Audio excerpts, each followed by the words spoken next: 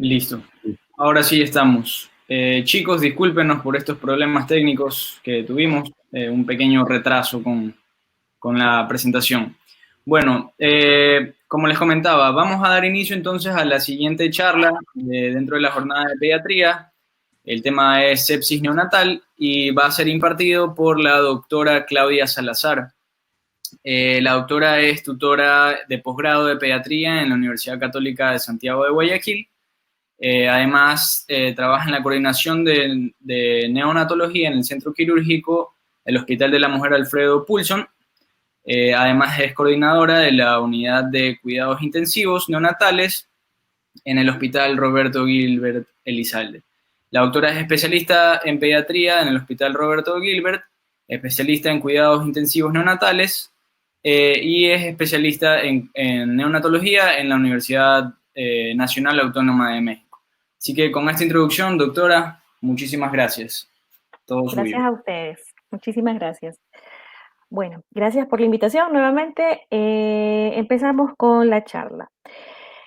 En cuanto a la sepsis neonatal, hay mucha tela que cortar todavía, pero se están haciendo los manejos adecuados dentro de la parte hospitalaria que se maneja en la institución donde yo me manejo, ¿no? En el Hospital Roberto Gilbert Elizalde tenemos los protocolos que se usan a nivel nacional, las guías de práctica clínica que son bastante completas y nos han servido mucho para este manejo. La sepsis neonatal, pues, tiene como objetivos esta charla definir el concepto de sepsis, determinar el abordaje y tratamiento y definir manifestaciones clínicas.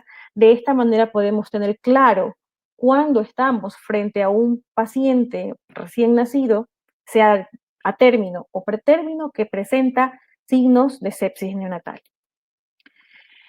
Bueno, como una introducción, es necesario aclarar que tenemos datos del INEC en el 2017, son los últimos que tenemos actualmente. Fue la segunda causa de morbilidad en el grupo etario de neonatos, con 7.057 casos reportados. Se da de una incidencia de 1 a 5 casos por cada 1.000 nacidos vivos, pero en las unidades de cuidados intensivos se informa de 15 a 35 por cada 1.000 nacidos vivos y una letalidad del 20 al 60%. Estos porcentajes disminuyen considerablemente en los países desarrollados, pueden llegar a ser hasta un 40% de letalidad, que depende también de otros factores, también como del diagnóstico temprano y del tratamiento oportuno. Los mecanismos de inmunidad de los recién nacidos son deficientes comparados a los de los lactantes y de niños mayores, y esto es mucho más grave en cuanto se trata de un paciente prematuro o de bajo peso al nacer o que tenga ambas características, que también es bastante frecuente. El cuarto objetivo del desarrollo del milenio busca reducir en 2/3 partes la mortalidad en niños menores de 5 años. Lamentablemente, al año mueren 7.6 millones de niños menores de 5 años en todo el mundo. De estos, 3.1 millones son neonatos. Esto es una triste y lamentable realidad en nuestro medio. Hay muchas madres que no tienen un control adecuado, que no tienen un acceso aún a los servicios de salud para poder realizarse controles prenatales óptimos, frecuentes y de manera que se disminuya la aparición de sepsis en sus bebés. Si bien se ha logrado un gran proceso de reducir la mortalidad en el periodo postnatal, esta reducción de muertes ha sido más lenta. Es crucial acelerar la disminución de esta mortalidad, ya que si las tendencias actuales persisten, no se podrá cumplir con estos objetivos del milenio al año 2028, que es como se ha pronosticado. El 98% de las muertes neonatales ocurren en países en desarrollo, lo que les comentaba previamente. Las complicaciones asociadas al parto, la prematuridad, las infecciones son las principales causas de mortalidad neonatal. Estas tres representan el 71% de todas las muertes en el periodo neonatal y el 28.7% de todas las muertes en niños menores de 5 años. Las infecciones en países en vías de desarrollo son responsables entre el 8 y el 80% de todas las causas de muerte neonatal y hasta del 42% de muertes durante la primera semana de vida. Es muy importante que ustedes que van a empezar ya una actividad de manejo directo de pacientes sepan y tengan claro que es necesario poner fin a las muertes prevenibles intrauterinas y de recién nacidos. Muchos harán su internado en hospitales, muchos lo harán en hospitales básicos, en donde no hay la suficiente infraestructura ni los medios como poder ayudar a una madre que va en busca de un control óptimo. Es responsabilidad del cuerpo médico y de salud en general poder derivar o dirigir a esta madre a un lugar en donde pueda recibir una atención óptima, ¿ya? Dentro de las medidas o dentro de las posibilidades, tanto de la madre como del lugar en donde ustedes vayan a laborar. Cada año 2.6 millones de niños fallecen en sus primeros 28 días de vida y las causas principales, como les había dicho, son la prematuridad, las complicaciones del parto y las infecciones. Y el 75% de estas muertes es total y absolutamente prevenible con una atención de calidad. Por eso el énfasis que se debe hacer en la atención prenatal a la madre y también al bebé, porque ahora, bueno, de un tiempo acá, se preconiza mucho la consulta prenatal para el bebé, ya con el pediatra durante el último trimestre de embarazo. En conjunto, una madre sana, eso va a sumar, o sea, más un nacimiento en buenas condiciones y una buena salud de los primeros días de vida, dan como resultado el inicio de una infancia sana. Es importante también que se tengan claras las codificaciones de todos los diagnósticos asociados a sepsis del CIE-10, porque todos los hospitales de la red de salud, tanto de la red de salud pública y los privados que están asociados a ella, tienen la obligatoriedad de llevar sus documentos de historia clínica y demás con la codificación del CIE-10. La sepsis bacteriana del recién nacido es P36, sepsis del recién nacido de 10 estreptococos del grupo B, P360 y así los demás también. O sea, los van a encontrar igual en la codificación del CIE-10. El que más van a utilizar ustedes va a ser el P36, que es la sepsis bacteriana del recién nacido, porque cuando ustedes tengan en manejo un caso de un paciente neonato con datos de sepsis, no van a tener en ese momento específicamente una sepsis con un germen ya identificado. Lo primero que ustedes van a tener es un niño con datos de sepsis y cuyo expediente requerirá el diagnóstico, que será el de P36. Cuando ya tengan identificado el germen, podrán utilizar los demás diagnósticos. Hay varios conceptos relacionados a la sepsis. No solamente tenemos la sepsis neonatal como tal, hay otros conceptos que se aunan y que pueden también presentarse en un paciente recién nacido. La sepsis neonatal se define como una situación clínica derivada de la invasión y proliferación de bacterias, virus u hongos en el torrente sanguíneo del recién nacido y que se manifiesta dentro de los primeros 28 días de vida. Recordemos pues que los recién nacidos son desde el momento del nacimiento hasta los 28 días de vida. Ese tiempo se puede considerar a un bebé recién nacido. Después de esto es un lactante menor. El hemocultivo positivo confirma la sepsis y el hemocultivo negativo se considera sepsis clínica. Ya posteriormente les hablaré de cuál es la importancia de las herramientas diagnósticas de laboratorio. El otro concepto, después de la sepsis, es el síndrome de respuesta inflamatoria sistémica, tan de moda en estos momentos. Cuando ustedes estén rotando en una guardia, en la terapia intensiva de cualquier hospital, en la terapia intensiva neonatal o en el área de pediatría, donde de pronto no tengan una terapia intensiva neonatal, pero reciben recién nacidos, o tienen un área para tener recién nacidos hasta que les puedan derivar a un hospital de tercer nivel, les van a escuchar en algún momento, vigila datos de respuesta inflamatoria sistémica, y ustedes se van a quedar así como que, respuesta clínica frente a factores agresivos inespecíficos, es decir, quemaduras, traumatismos o infección, caracterizada por dos o más de los siguientes criterios, uno de los cuales debe ser la temperatura o la alteración de los leucocitos. Eso es mandatorio, tiene que ser uno de estos criterios, debe ser uno de los dos. Los demás, taquicardia, taquipnea, temperatura o hipertermia, hipotermia, menor a 36 grados, o un gradiente de temperatura central periférica de 3 grados. Leucocitos, puede ser leucopenia menos de 5.000 o mayor a 10% de bandas, y llenado capilar de más de 3 segundos. Ojo, un recién nacido no solamente va a presentar hipertermia, no va a presentar solamente fiebre o aumento de la temperatura, muchos de ellos, la gran mayoría, o podremos decir una relación 50-50, van a presentar hipotermia. Posteriormente les explicaré cómo son las características clínicas en un recién nacido.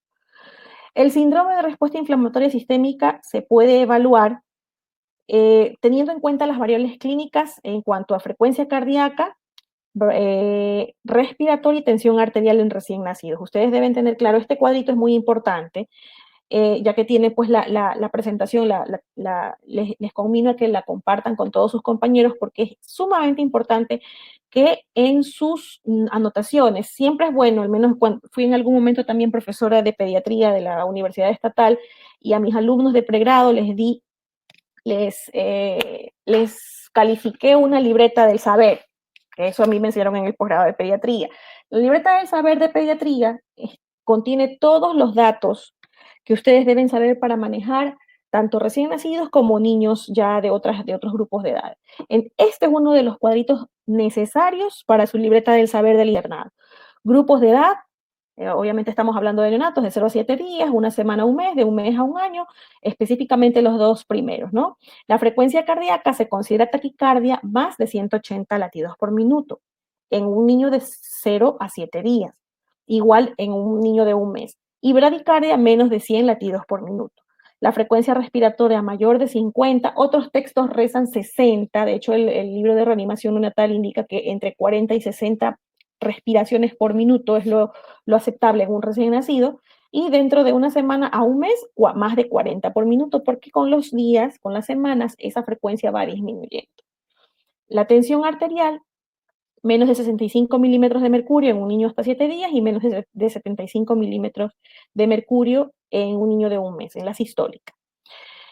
Esos son datos que nosotros podemos tener de referencia para poder determinar si un paciente recién nacido me está presentando datos de respuesta inflamatoria sistémica que están afectando sus constantes vitales, ¿no? O sea, evidentemente sabemos que taquicardia es uno de los factores que debemos evaluar.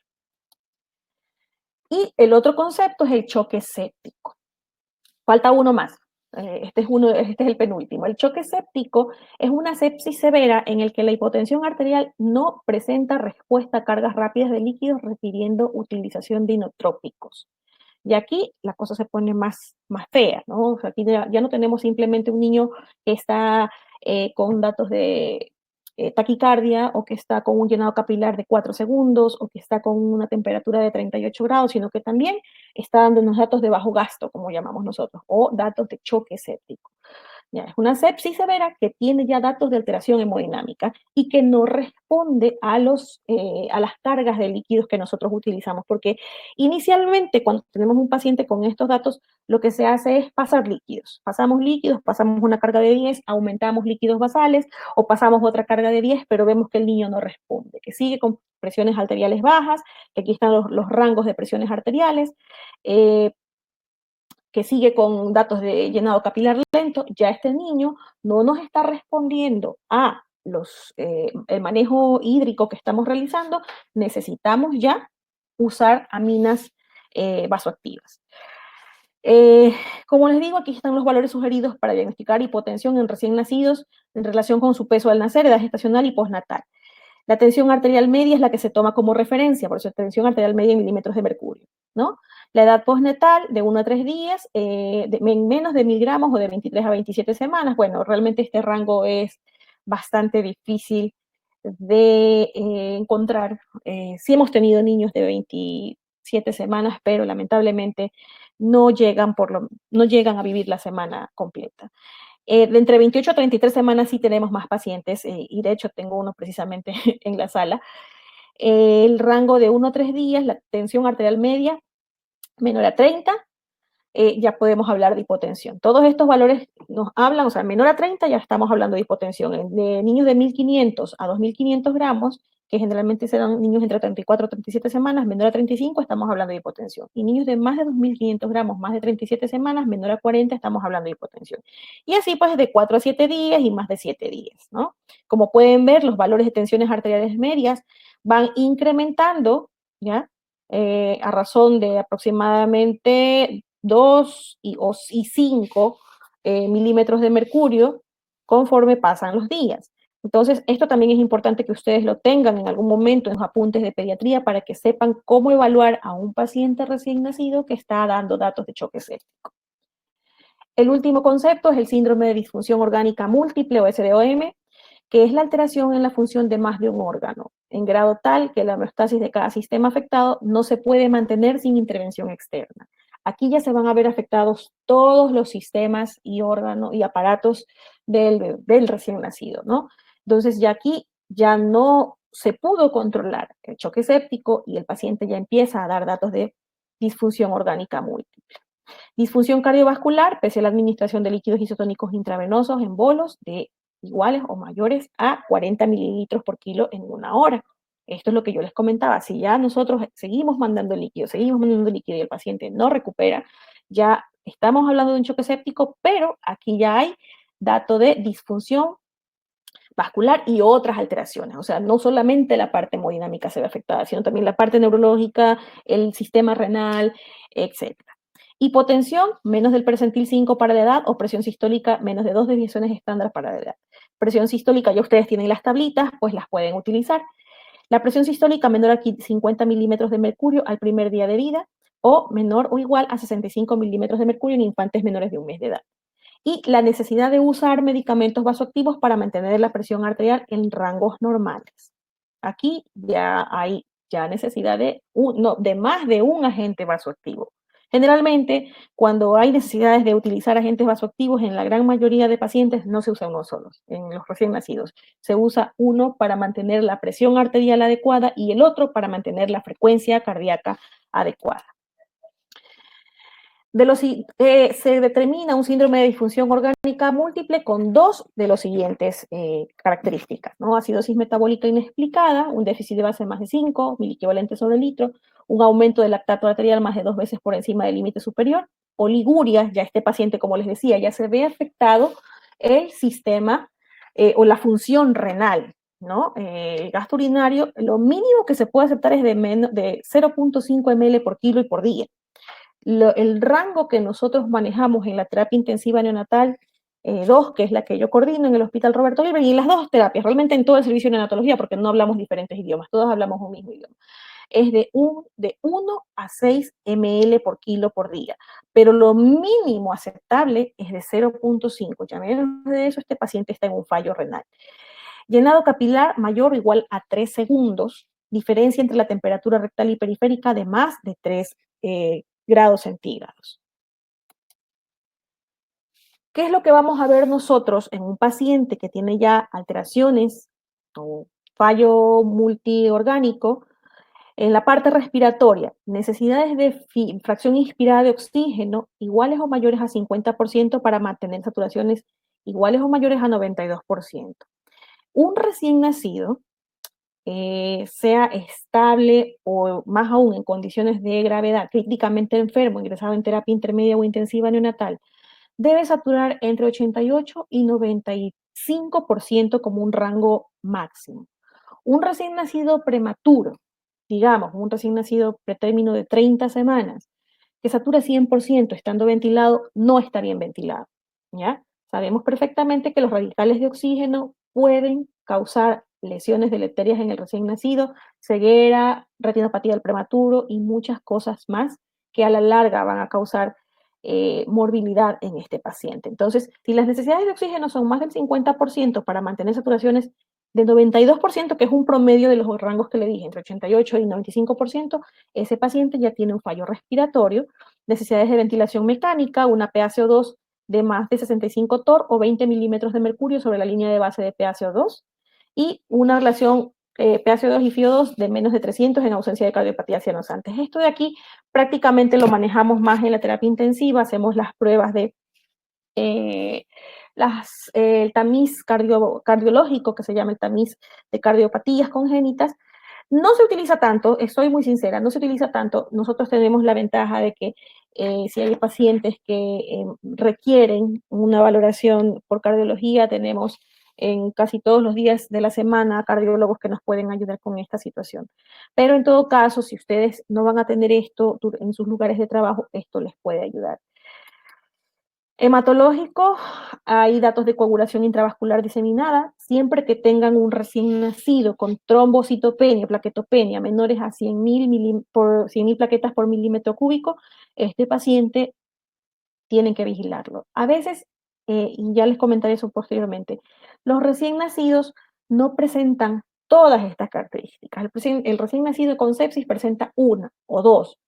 A veces ni siquiera es que presenta muchas cosas, simplemente no quiere comer o rechaza la alimentación. Ese niño puede estar séptico. Fibrinógeno de menos de 150 miligramos sobre 6 litros, tiempos de coagulación prolongados. Miren, plaquetas bajas y tiempos de coagulación prolongados, siempre piensen en sepsis en un recién nacido. Siempre, siempre. Eh, productos de degradación del fibrinógeno mayores a 10 miligramos sobre mililitro y dímero D más de 0.5 miligramos sobre decilitro. ¿Sí?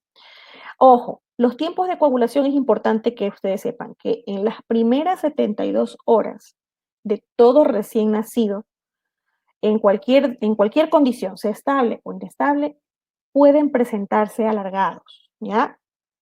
Eso se tiene que valorar. Por eso, generalmente los tiempos de coagulación nosotros los tomamos cuando el niño ya pasa las 72 horas de vida, así como los electrolitos también, porque los tiempos de coagulación e incluso los leucocitos en biometría están elevados dentro de las primeras 72 horas. Los leucocitos se aceptan hasta 25.000, otros textos dicen hasta 34.000, como normales en un recién nacido. Generalmente lo hemos manejado con el rango de 25.000 leucocitos normales dentro de las primeras 72 horas, pero aún así, si eso es así, algo está pasando, pero se pueden aceptar. Pero ya más de eso ya no es lo adecuado. Asimismo, los tiempos de coagulación después de las 72 horas es lo preferible tomar las muestras para ello. En la parte renal, la creatinina sérica más de 2 veces por el límite superior de lo normal para la edad o incremento de 2 veces de la creatinina basal. Y aparte, lo que les comentaba, pues no, el gasto urinario menor a 0.5 cc por kilo por hora. En la parte hepática, un ALT 2 veces superior al límite normal para la edad. En lo neurológico, alteración de su estado de conciencia o convulsiones. Ustedes pueden ver un niño que está neurológicamente afectado por la sepsis o por fallo multiorgánico, por complicaciones de sepsis, un niño irritable, extremadamente irritable, o un niño letárgico, o lo más frecuente, un niño que convulsiona. Ojo, otro capítulo aparte son las convulsiones neonatales. El neonato no convulsiona como un niño de otra edad o como un adulto. El neonato convulsiona con chupeteo, simplemente hace el movimiento como que está chupando, o hace movimientos de extremidades que no son los frecuentes en los niños, hace movimientos de rueda dentada, este movimiento así como que está haciendo la manito o la piernita como una rueda dentada, ¿ya? O simplemente hace oculogiros, ¿ya? O hace cianosis, eventos de cianosis o pausas. Eso puede ser una convulsión en un recién nacido. Por eso es tan, a veces al principio, cuando no se tiene experiencia, se hace tan tortuoso el diagnóstico de sepsis en un recién nacido. ¿Cómo clasificamos la sepsis? ¿Cómo la clasificamos? Según el foco infeccioso o según la clínica y paraclínicos, y hay otras clasificaciones que vienen después.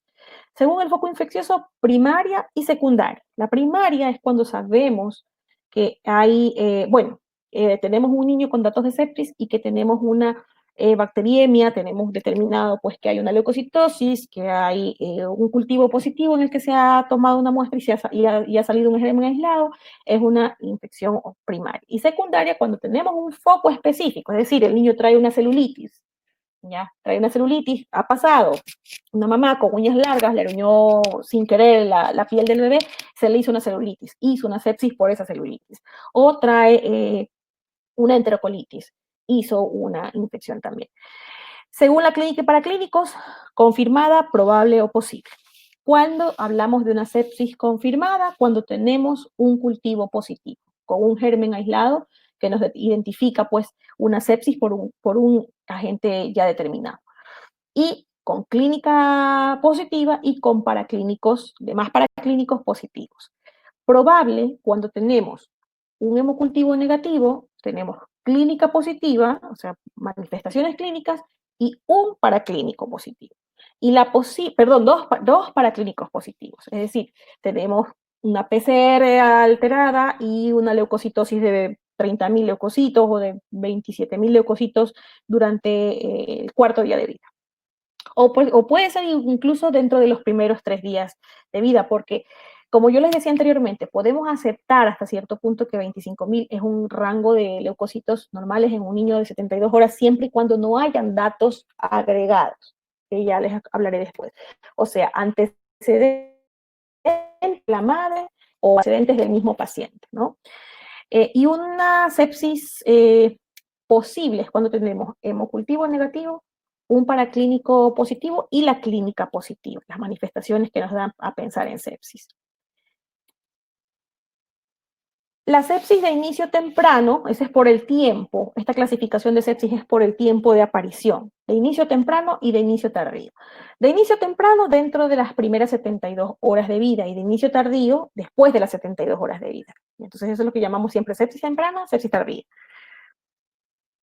Muchas personas utilizan el diagnóstico de sospecha de sepsis, ¿ya?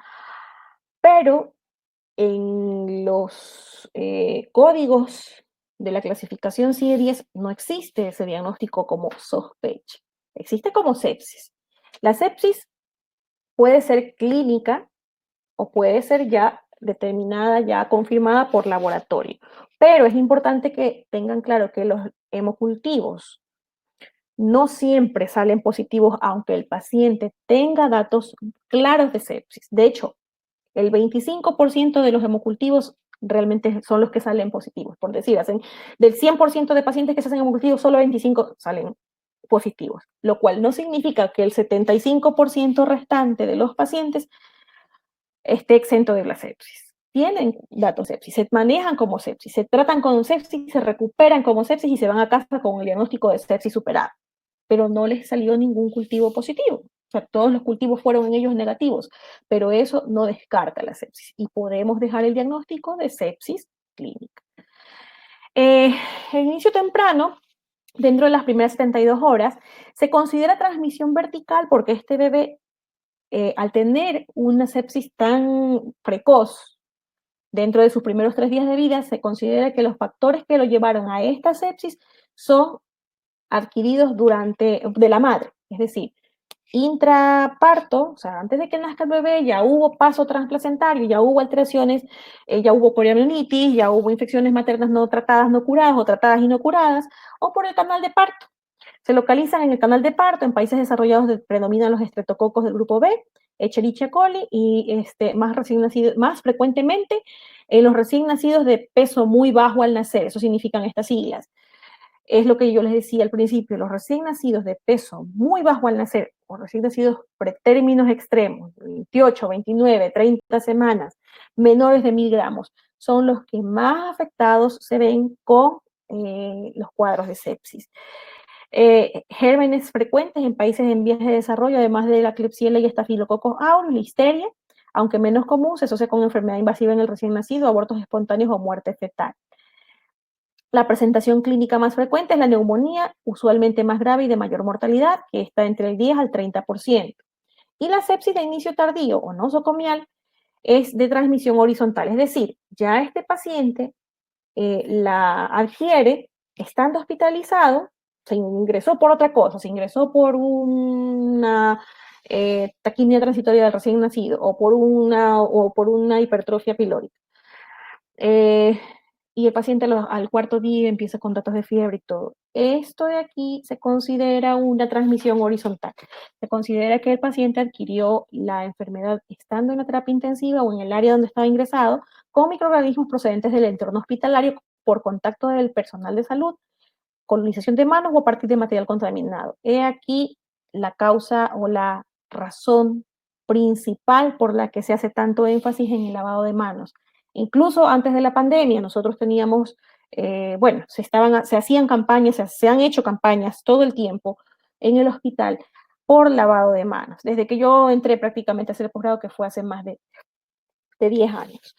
Gérmenes gram positivos, Staphylococcus epidermidis, coagulasa negativo, gérmenes gram negativos, Escherichia coli, Klebsiella, neumonía, Enterobacter, Serratia, Pseudomonas aeruginosa, Cándidas. Como pueden ver, son gérmenes que no son los que colonizan el tracto vaginal, no son los que pueden adquirir los niños durante el parto, sino gérmenes que ya son de más a alto alcance. O sea, son gérmenes mucho más complicados de tratar, ya no se tratan solamente con ampigenta, ya son gérmenes que se tienen que tratar con medicamentos antibióticos de más amplio espectro. Lo que pueden causar son bacteriemia, meningitis, y la mortalidad está en un 10 a un 15%, aunque parezca mentira, es menor la mortalidad. Estos gérmenes son más, digámoslo así, se identifican con mayor rapidez porque generalmente se determinan más rápido en el hemocultivo. Cuando ya sabemos de un germen gram negativo, el hemocultivo está a veces ya a las 24, 48 horas ya está pintando un gram negativo. Y si se presenta en las primeras 24 horas, se denomina sepsis de origen muy temprano y se asocia con alta mortalidad y rara vez se presenta con meningitis. Estos casos muchas veces son fulminantes. A pesar de que se usen medicamentos, drogas vasoactivas, manejo de choque, estos pacientes fallecen porque ya traen una infección de largo tiempo desde el vientre materno. Bueno, les decía según el tiempo de aparición, que ya les había comentado, y los criterios de sospecha. Estos criterios son muy importantes. ¿Por qué razón? Porque cuando ustedes estén, ahora les cambio el escenario, ya no van a estar en una UCI, van a estar en el centro quirúrgico, ¿ya? Van a estar en la toco. Que todo hospital básico tiene por lo menos un área en donde las mujeres van a dar a luz.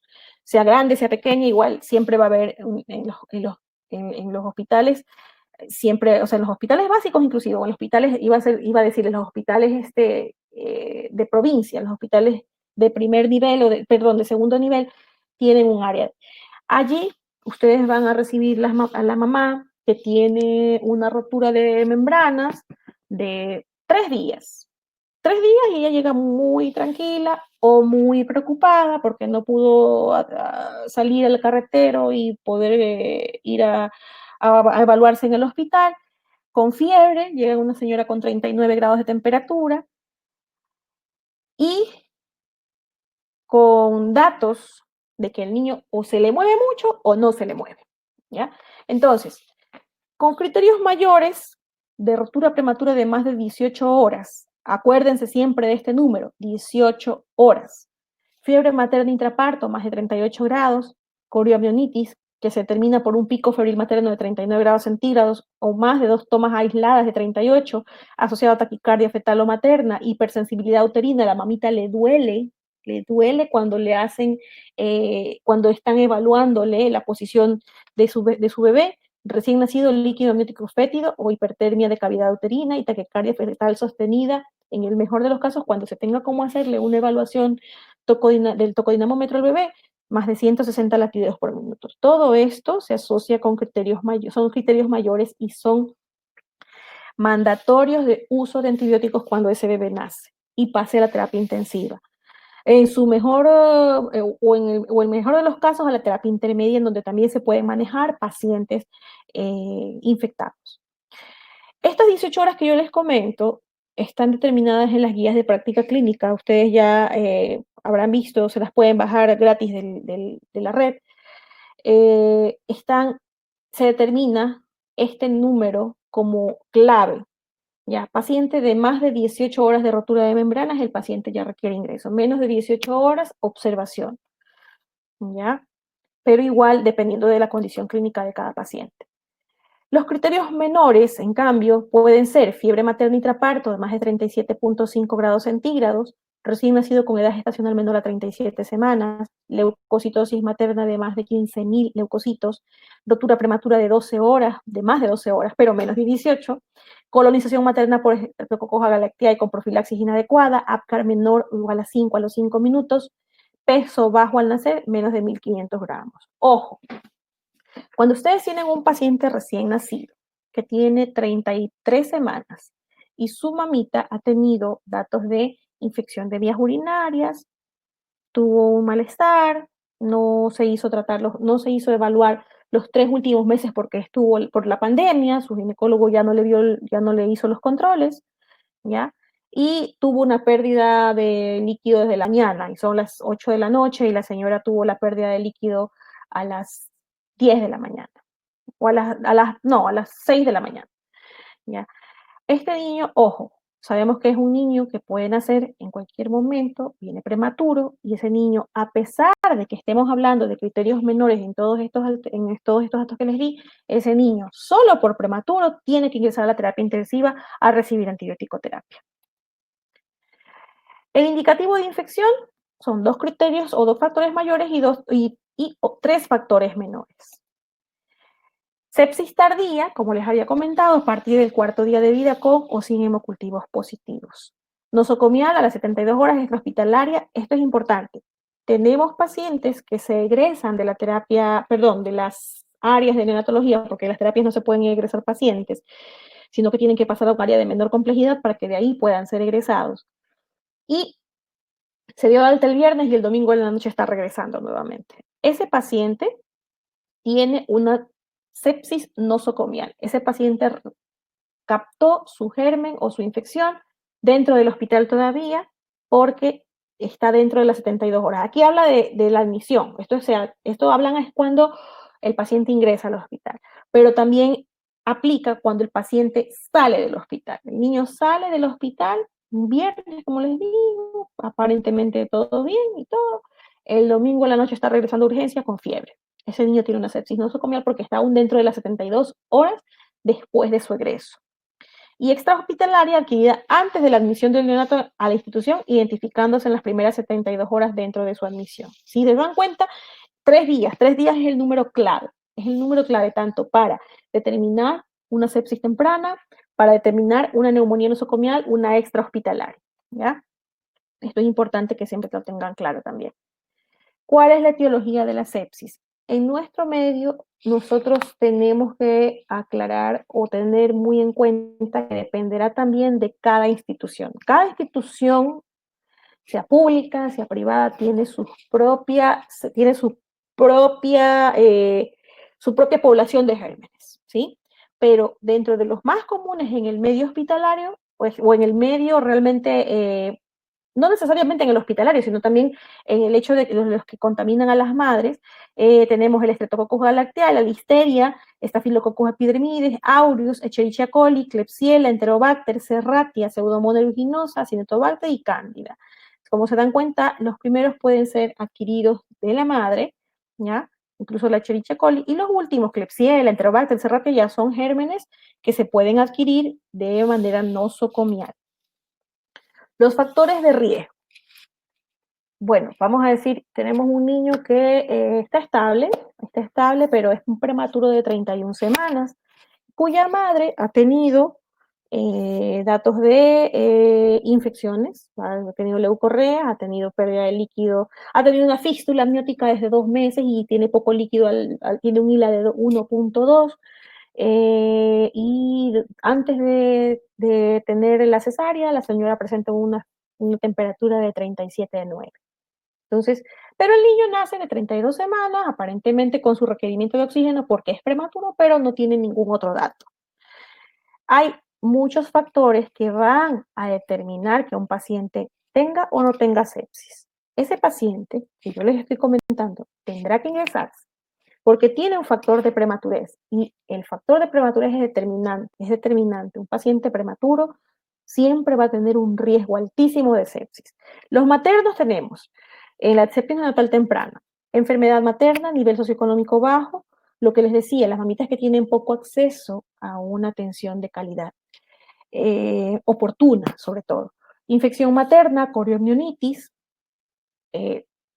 ha pasado, yo cuando estaba pues en el centro quirúrgico, he recibido pacientes que cuando lo recibo el niño está con fiebre, caliente, pero no es el niño, es el líquido amniótico. La señora trae el líquido amniótico fétido, caliente, y el niño tiene un olor fétido también.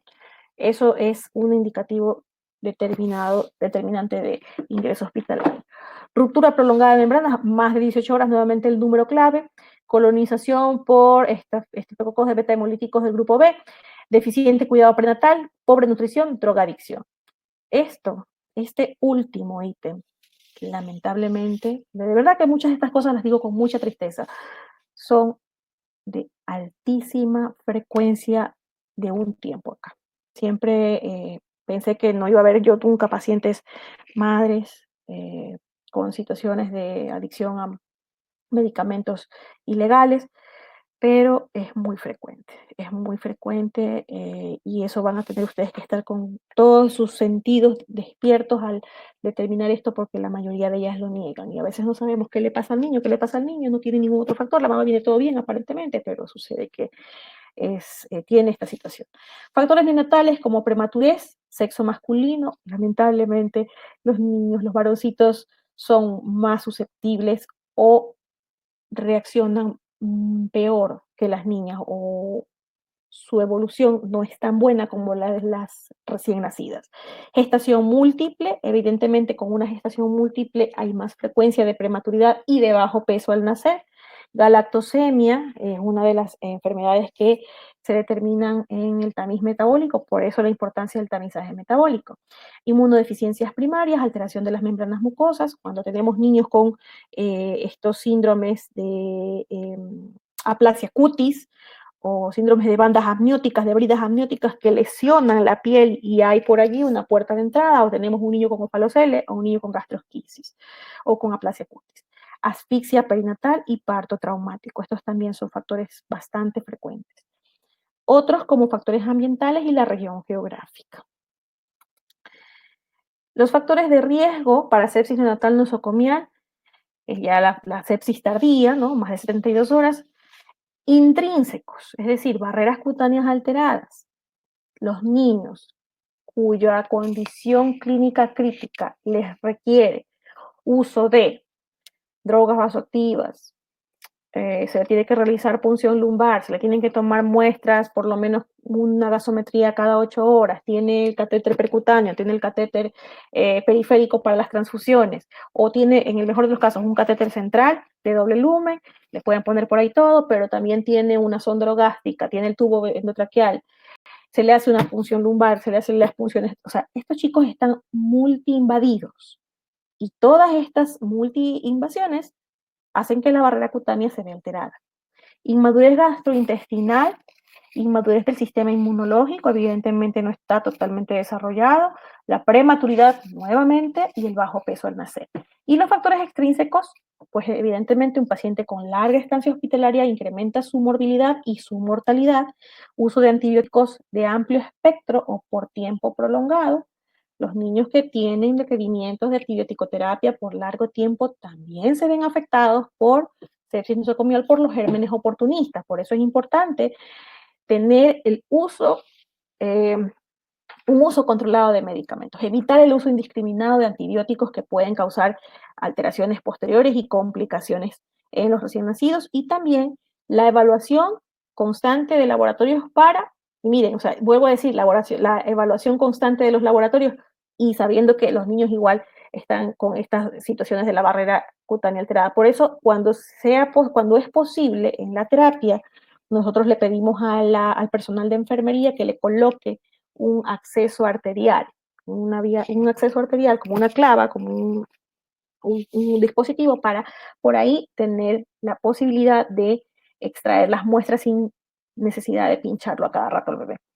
Y pues se hacen las pruebas para hongos, hacemos cultivos para hongos y bacterias, porque los hongos son de los primeros gérmenes oportunistas cuando el niño ha recibido largo tiempo de antibiótico-terapia. Colonización con microorganismos de origen hospitalario, lo que les comentaba previamente, catéteres y dispositivos invasivos, nutrición parenteral, lavado de manos deficiente y las enfermedades de trabajadores o de salud o familiares. Cuando hay trabajadores, enfermeras, terapistas respiratorios, médicos, etcétera, que tienen datos de afección respiratoria, ahora con el COVID se van a la casa, se hacen pruebas y no pueden trabajar en el hospital. Anteriormente, en la terapia intensiva neonatal, sí, eso se determinaba porque es imposible que una persona que hace cuidado directo de recién nacidos tenga alteraciones respiratorias porque lo que para nosotros es una gripe, para ellos puede ser una neumonía. Entonces se determinaba eso, pero ahora eso ya es una un manejo general en el hospital. Los pacientes con alteración respiratoria se van a hacer la prueba y se van con permiso médico. Los criterios diagnósticos clínicos.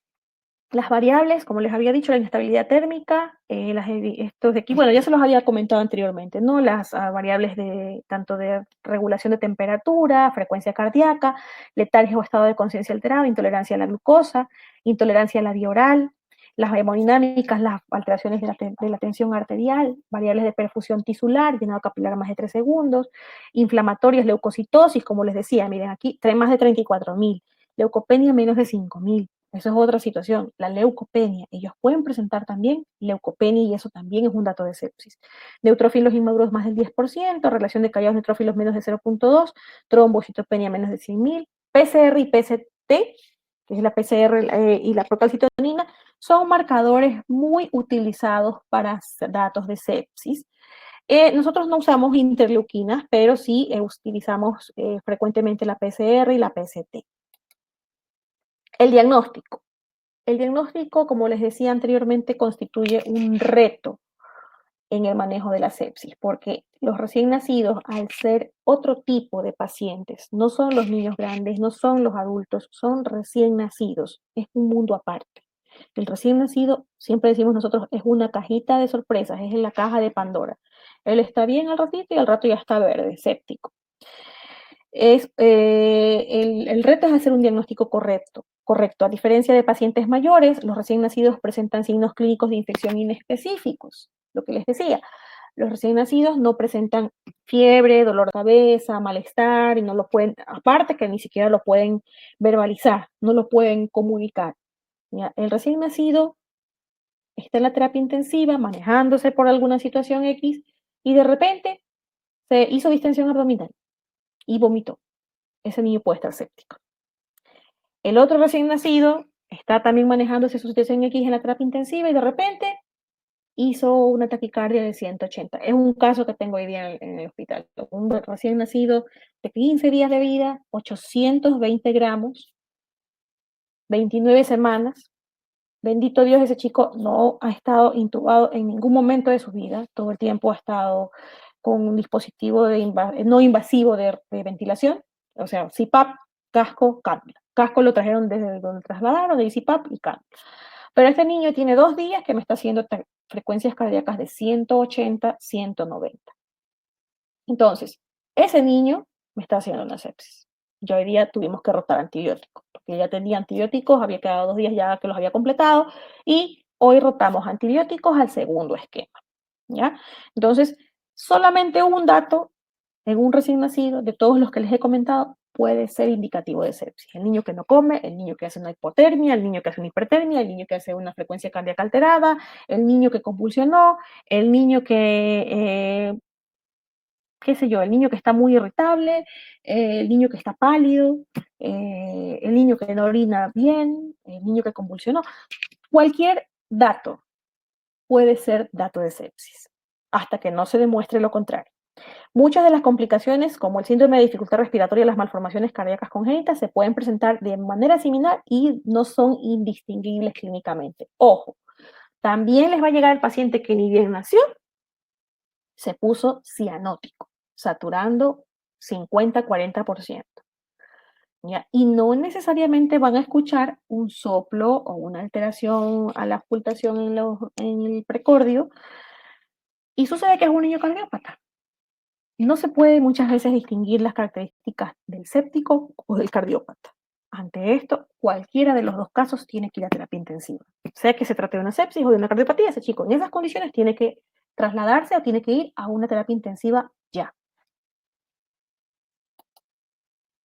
Los criterios paraclínicos: hemograma, 2 o más de estas evaluaciones. Leucopenia menos de 5.000, leucocitosis más de 34.000, células inmaduras, bueno, lo que ya hemos visto, trombocitopenia, plaquetas menos de 100.000, granulaciones tóxicas, índice séptico, que es un IT de más de 0.2, relación polimorfonucleares inmaduros y de totales, ese es el índice IT, o sea, la relación que existe en los polimorfos inmaduros sobre los dos totales. Nosotros, como les dije, siempre que tenemos leucopenia, leucocitosis, trombocitopenia, es indicativo clave de sepsis. Los paraclínicos como rectantes de fase aguda, proteína C reactiva, procalcitonina, la velocidad de sedimentación globular y las citoquinas. Estos dos últimos en el medio casi no los usamos, los que más usamos son los dos primeros. Hemocultivo, ¿Qué es lo que ustedes van a pedir cuando tengan un niño que tiene una sepsis neonatal? ¿Qué es lo que van a pedir? Obviamente van a pedir un niño en el que se sospecha de sepsis, van a pedir un hemograma completo, PCR, PCT, hemocultivos por 2, punción lumbar solo si la condición del bebé lo permite.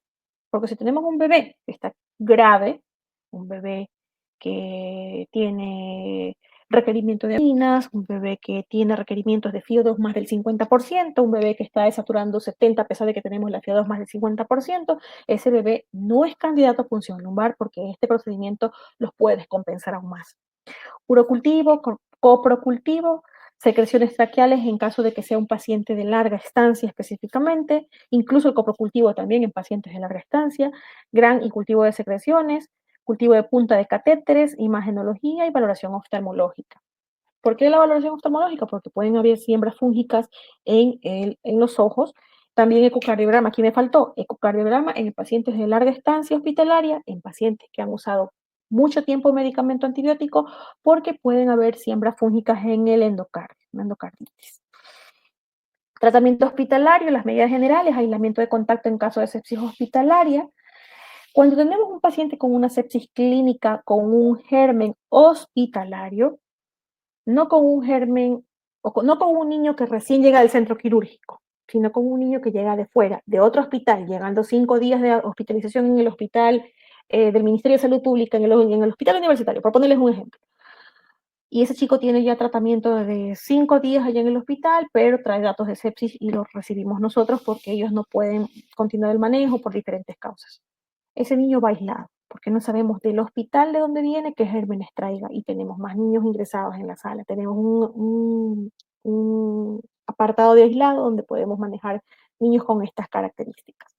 Termorregulación, evidentemente siempre hay que estar evaluando la temperatura de los recién nacidos, en las áreas de unidades críticas se hace cada 2 horas, líquidos y electrolitos según edad gestacional y peso, mantener el equilibrio ácido-base, por eso es necesario tomar sus gasometrías de control frecuentes o por lo menos una cada turno. No sé, siempre les digo a los residentes de posgrado, no tengan el hecho de hacer exámenes de laboratorio como receta de cocina.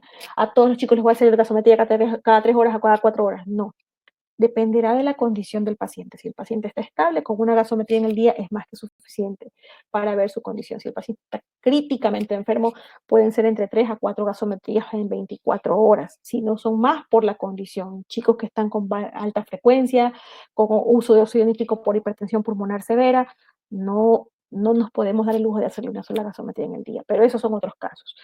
Soporte nutricional parenteral y enteral, estos chicos necesitan, si no están comiendo porque hicieron una enterocolitis, esta es una de las complicaciones de la sepsis, o el foco de una sepsis secundaria, se tiene que quedar ayunado, pero hay que seguirle dando su aporte nutricional. Entonces necesitamos hacer su aporte con aminoácidos y lípidos. Oxigenoterapia según el requerimiento, si es en ventilación invasiva de alta frecuencia o no invasiva. Vasopresores, a partir de sepsis severa. La terapia antimicrobiana deberá elegirse en base al tipo de infección, al agente etiológico, la localización de la infección y penetración del antibiótico, seguridad del antibiótico, función renal hepática y disponibilidad y costos. Son factores que siempre se tienen que ver en el manejo de la antibiótico-terapia en recién nacidos.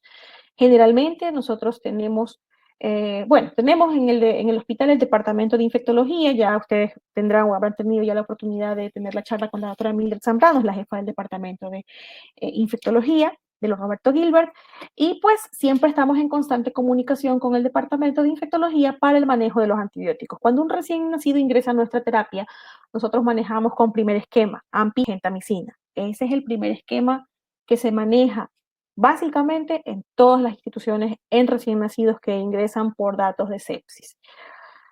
Esto lo que les voy a decir de pronto va a sonar un poco raro, pero hay pacientes que ingresan a terapia intensiva y que no necesariamente necesitan uso de antibióticos. Eso es difícil de manejar aquí. En México, les voy a contar un poquito de mi experiencia en México, teníamos pacientes gravísimos, con situaciones clínicas muy graves, pero no eran asociadas a sepsis, eran asociadas a malformaciones, asociadas a cualquier otra situación, y no necesariamente se ingresaban con antibióticos. Lamentablemente, el hecho de tener un paciente, como les había dicho, con multipunciones, con multiinvasiones, con alteraciones de pronto de su barrera de piel, con alteraciones de asfixia, con antecedentes de asfixia, o con prematuridad, hace necesario el uso de antibióticos de entrada. ¿Ya? La función renal y hepática, como ya les había dicho, eso se hace generalmente al tercer día de vida. Como nosotros utilizamos como primer esquema Ampigenta, siempre igual se evalúa la edad gestacional para la administración de estos medicamentos. Tenemos que buscar evidencia clínica, evidencia bibliográfica de cómo se tienen que utilizar los medicamentos según la edad gestacional, hacer los intervalos pues, del uso, sobre todo de la gentamicina, que sabemos que es nefrotóxica en este grupo de pacientes, y ototóxica. Y la localización de la infección, evidentemente, pues con una sepsis nosotros manejamos Ampigenta. Si tenemos alguna infección o una enterocolitis, a veces tenemos la necesidad, muchas veces, de agregar metronidazol, y pues ya. La primera línea antibiótica, como les había dicho, ampicilina, gentamicina, en la sepsis temprana o de inicio tardío en el neonato hospitalizado, sin factores de riesgo para infección nosocomial o sin compromiso meningio. En sospecha de sepsis temprana, sepsis tardía adquirida en la comunidad, enterocolitis, como les decía, adicional metronidazol si la enterocolitis ya es de un grado mayor, ya una 2A. Y se recomienda ampicefepime en compromiso meningio sin germen identificado. Segunda y tercera línea antibiótica, ya cuando el neonato tenemos que no responde adecuadamente al tratamiento con el primer esquema, dentro de las primeras 72 horas de iniciado con cultivos negativos y sin compromiso multisistémico, se debe tomar en cuenta que se debe aumentar la dosis. La dosis de ampicilina, nosotros la usamos a dosis de 200 miligramos por kilo de peso por día, en todo recién nacido. Pero si nosotros tenemos datos de alta sospecha de alteración neurológica o de infección neurológica, es decir, pacientes que tienen más de 18, que vienen de madres con rotura de membranas de más de 18 horas, hay mamitas que vienen de verdad, con una semana de rotura de membranas. Esos chicos van directamente con 400 miligramos por kilo por kilo día de ampicilina para cobertura del sistema nervioso central. Aumentar la dosis también si hay sospecha o presencia de Streptococcus agalactiae o enterocolitis, evaluar focos de infección, repetir cultivos de ser necesario, considerar causas no infecciosas y cambio de aminoglucósido por piperatazobactam si se ha descartado la neuroinfección. La duración. Si es una sospecha de infección, puede ser 3 días. Esto pasa específicamente en los pacientes que están ingresados en el hospital. Bueno, yo me olvidé de comentarles eso. Yo ya fui hasta finales del 2018 la coordinadora del centro quirúrgico en el Pulso. De ahí en adelante ya soy coordinadora desde inicios del año pasado en la unidad de cuidados intensivos neonatales del Roberto Gilbert. Cuando estuve en el Pulso, ¿qué hacíamos con los pacientes? Chico grande, un chico de 39, 40 semanas, buen peso, llanto vigoroso, se alimenta de pecho materno sin problemas, pero la mamá tuvo rotura prematura de, qué sé yo, 15 horas, perdón, 15 horas de evolución y nada más. Y una leucocitosis de unos 16.000 leucocitos. Con ese paciente que es grande, que tiene buen peso, que es atérmico, que come bien, que no tiene datos de alteración clínica, ¿qué hacíamos con estos pacientes? Los mandábamos con su mamá a recuperación y evaluábamos durante la primera hora frecuencia cardíaca, respiratoria, saturación y temperatura. Estos 4 parámetros: frecuencia cardíaca, respiratoria, saturación y temperatura. Durante las primeras 12 horas de ese niño se evaluaba cada 2 horas. Y de ahí, de las siguientes 12 horas hasta completar las 24, cada 4 horas, esos valores. ¿Ya? Y otros médicos también hacían esta situación y ponían antibiótico. Ponían el antibiótico al bebé, 3 días, se iba con la mamá a su casa con sus 3 días de antibiótico. pero ya con una sepsis sin foco aparente, es decir, ya tenemos un bebé con datos clínicos de sepsis, pero no tenemos un foco, no tenemos tampoco un cultivo positivo, ese chico se tiene que quedar ingresado y recibir antibióticos 7 días.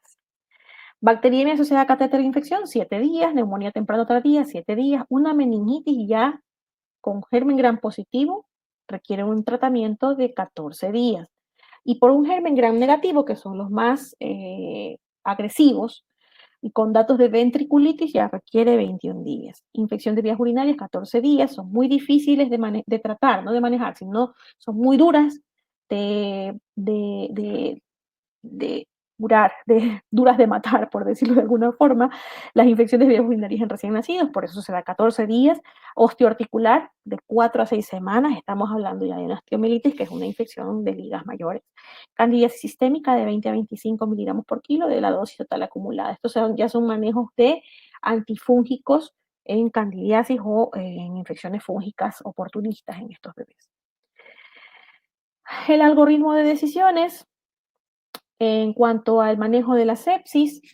Esto de aquí dice 2005, es así, uy, qué viejo. Esto se sigue manejando igual. Datos clínicos de infección, factores de riesgo, sospecha. Hacemos biometría, PCR, hemocultivos por 2 e iniciar antibióticos. Si el niño presenta datos de sepsis o hay deterioro clínico, se realiza punción lumbar si la condición clínica lo permite, lo que yo les había comentado. Administrar antibióticos de 10 a 7 días y dirige a terapia según resultados de cultivo y foco infeccioso. Si ya tenemos un germen aislado en el cultivo, tenemos que utilizar el antibiótico dirigido a ese germen. Y en caso de neuroinfección se tiene que manejar acorde a. Si hay sepsis o deterioro, también la otra vía, ¿ya? Es repetir la PCR y la biometría a las 48 horas de revisar cultivos. Si los resultados son normales, cultivos negativos y clínicamente estables, el paciente al paciente se le puede suspender los antibióticos a las 72 horas. Pero si hay un foco clínico microbiológicamente documentado, es decir, un cultivo positivo, valorar cambios según sensibilidad o deterioro o, en su defecto, si el paciente no presenta deterioro, continuar los antibióticos y seguir monitorizando. Eso no ha cambiado en lo absoluto. Eso tiene que seguirse dando porque es la manera adecuada de evaluar a un bebé con sepsis. Eso era en la sepsis neonatal, en la infección neonatal temprana y en la tardía ya tenemos datos clínicos de infección, factores de riesgo para infección, ya tenemos una sospecha de infección. En este paciente que ya ha tenido un tiempo de hospitalización, ya estamos vislumbrando otro tipo de manejo.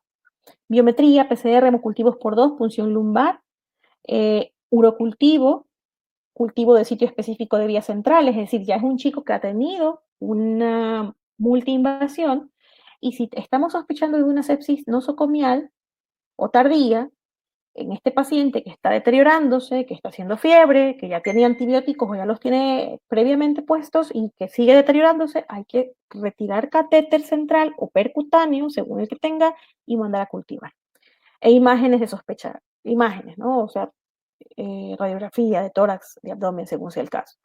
Iniciar antibiótico terapia empírica, tratar como neuroinfección si está contraindicada la PL. Como les dije, dependiendo de la condición del paciente, se indica o no la PL, la punción lumbar.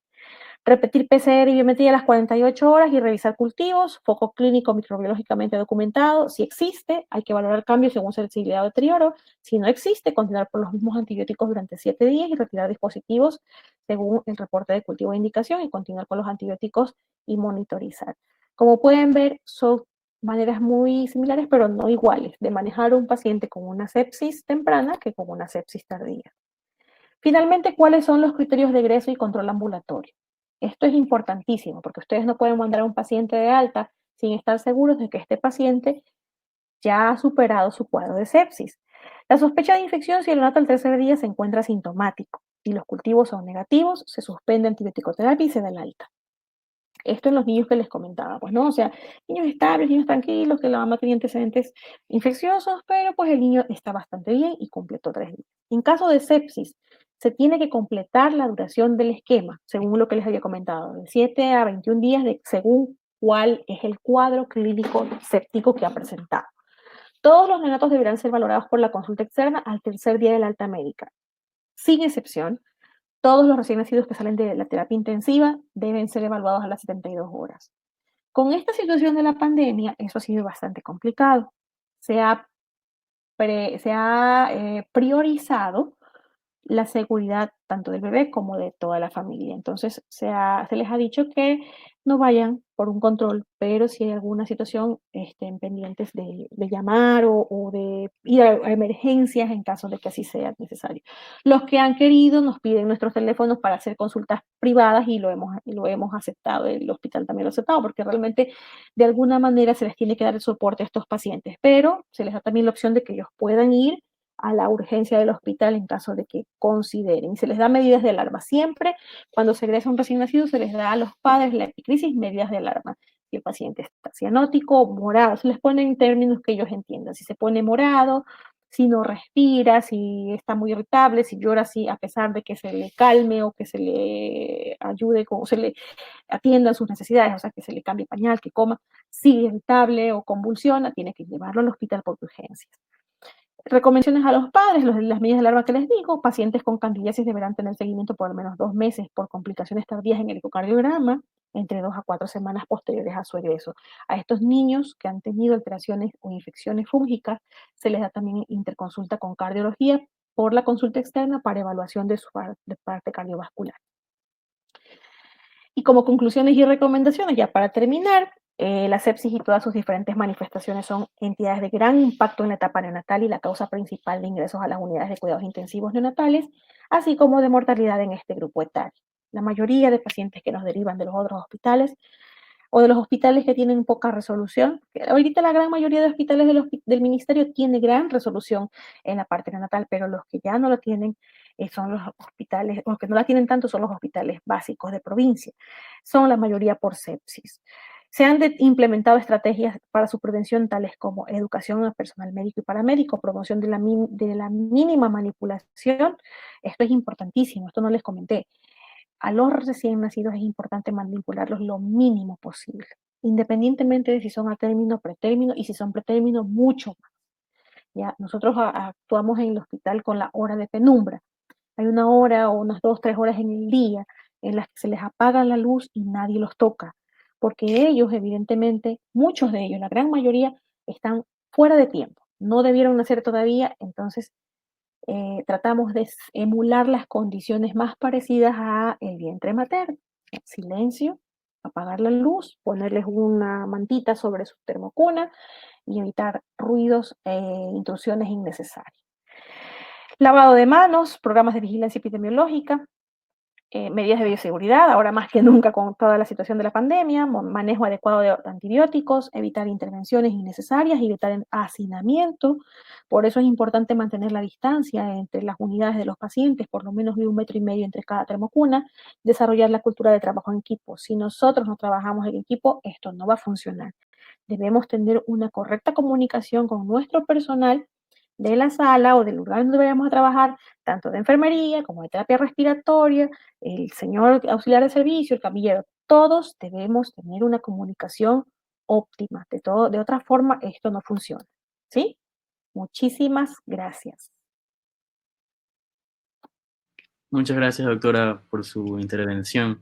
Sin duda un tema de vital importancia en la práctica. Ya nosotros como internos ya vemos que esta es muy común en la práctica diaria. Así es. Y bueno, vamos a habilitar una pregunta por cuestiones de tiempo. Ya veo que aquí está Carlos Paz. Buenas noches, doctora. Muchas gracias por su tiempo en este tema. ¿Qué opina acerca de la nueva actualización sobre la posibilidad de retrasar el uso de antibióticos dentro de las 3 primeras horas en pacientes con sospecha clínica de sepsis, sin shock? Me parece interesante, ya que no todo es sepsis, a pesar que siempre hay que pensarlo. Y en este Así es. intervalo de tiempo nos permite descartar o sospechar en otras patologías con clínica similar. Es lo que les comentaba. No todos los pacientes que ingresan a una terapia intensiva son pacientes sépticos.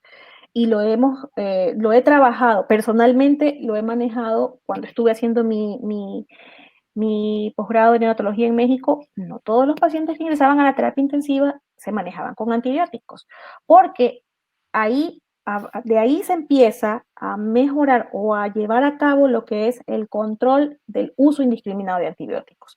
Lo hacíamos en el Paulson con niños, como les comentaba, niños que se observaban, niños que se evaluaban para saber si estos chicos requieren o no antibióticos, y durante las 3 primeras horas esos niños no recibían antibióticos, muchas veces incluso durante las primeras 12 horas, y muchos de ellos ni siquiera los recibían, solamente se evaluaban como yo les comentaba.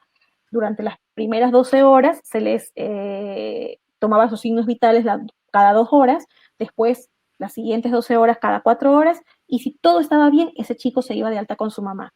Otros médicos que sí consideraban ponerle estos antibióticos los ponían y asimismo completaban 3 días de antibióticos y los mandaban a casa. Pero la gran mayoría de estos niños no requerían antibiótico-terapia. Eso se está tratando de llevar a cabo. Es difícil, como les dije, es muy complicado porque existe un arraigamiento de costumbres que nos ha hecho muy complicado de manejar. Nosotros, un determinado grupo de nosotros, los que trabajamos en el Hospital Roberto Gilbert, somos médicos jóvenes que hemos llegado pues de hacer nuestro posgrado fuera y que nos han puesto a cargo de terapias intensivas o a cargo de salas o a cargo de servicios. Evidentemente tenemos ese choque con los médicos que ya tienen más tiempo y que ya vienen manejando todas sus situaciones, todos sus manejos con los pacientes de otra forma. Es un poquito complicado, pero se está insistiendo en esta situación. Sí, estoy totalmente de acuerdo, lo hemos manejado así, en la medida de lo posible. Listo, doctora, muchas gracias. No sé si sea posible que yo le envíe estas 2 preguntitas más que tenemos en el chat. Por supuesto, sí, sí. Doctora. ¿Sí? Le voy a leer una más. Sí, claro, cómo no. El fenotipo de shock séptico es siempre importante en la decisión del uso de vasopresor de primera elección. El fenotipo. El fenotipo de shock séptico.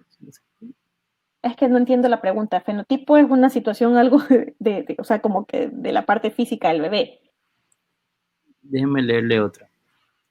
Hay estudios sobre la resistencia bacteriana en pacientes pediátricos con antecedentes de terapia antibiótica de amplio espectro durante el periodo neonatal. No. No hemos tenido nosotros la experiencia de niños que hayamos visto en la consulta de control o en niños que estén ingresados específicamente en la terapia intensiva, en los que hayamos visto resistencia. ¿Ya? ¿Por qué razón? Lo que les explicaba. Nosotros en el hospital tenemos el servicio de infectología que evita en el 100% de los casos que nosotros utilicemos medicamentos de tercera línea inicialmente.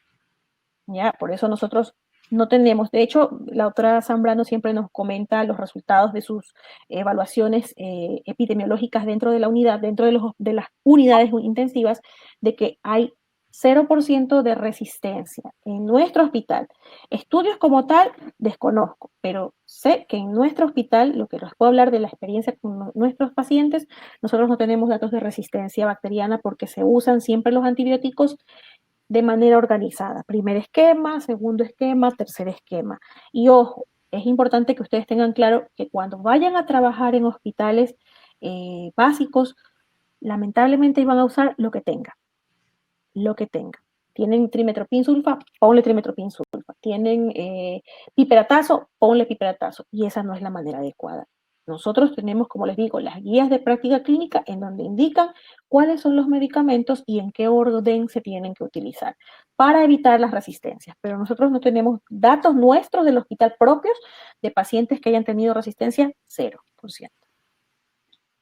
Listo, doctora. Muchas gracias por su intervención. Le reitero el agradecimiento en nombre de todo el equipo de organización y esperamos en un futuro poder contar nuevamente con usted. Encantada. De verdad, muchísimas gracias a ustedes. Muchísimas gracias por estar. A continuación viene la charla con el doctor Dalton Solís. Muchas gracias, doctor. Pase bien. Buenas noches. Cuídense.